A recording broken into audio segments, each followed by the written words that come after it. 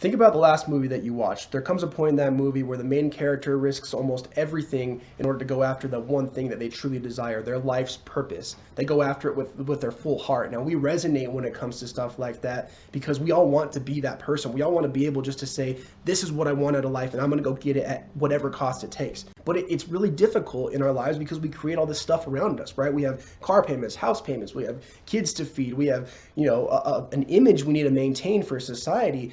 Who's willing just to risk all of that to go get what they want out of life?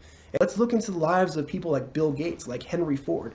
Bill Gates dropped out of Harvard in order to create software, in order to work with computers every single day, which is what his true passion really was. Ford lost almost every single ounce of his reputation when his first two business ventures failed. He was ridiculed in the automotive industry, and nobody wanted to work with him because he was not able to complete a design in a certain amount of time. But what if Bill Gates would have said, you know what, I'll pursue computers after I get my degree? Or if Henry Ford would have said, you know what, I give up on cars right now, I'm just gonna get a regular job, I'll work as a mechanic, and maybe that way I'm still doing kind of what I wanna do. Neither one of those guys had a plan B. Their absolute lowest points. They still knew that their passion was out there and that they were going to reach it because they had the desire to go out there and get it. No matter what, they were willing to risk it all. Just like the characters that we see in those movies, they were willing to risk it all to go after their life's purpose, and they accomplished it. In my life, since I can remember, I've always wanted to be a musician. I've always wanted to be a singer specifically. My passion was to be a musician, but I did not give everything to become a musician. Instead, I said,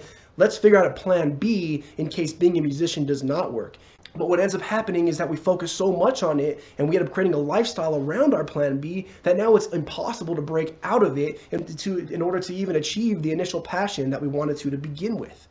Now, am I saying you should go out and quit your day job right now? No, not by any means. But I'm saying your day job should not be your number one priority if it is not your plan A. If it's your plan A, great, you're living the life that you want to live. But if your day job is not your plan A, then do not prioritize it as if it is. Don't build your life around your plan B.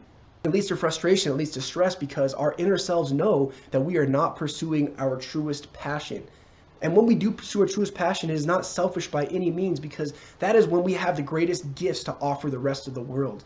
Think about a world without Henry Ford, a world without Bill Gates, a world without Warren Buffett or Mother Teresa or Martin Luther King Jr. These people had one single purpose, one single passion in their lives, and they went out and pursued it and made the entire world a better place by living up to their true selves. If your main purpose is art, then you need to wake up every day and draw or paint or whatever it is that you do. You need to make sure that is your priority number one. And by making that your priority number one, everything else will fall in place to support that one priority.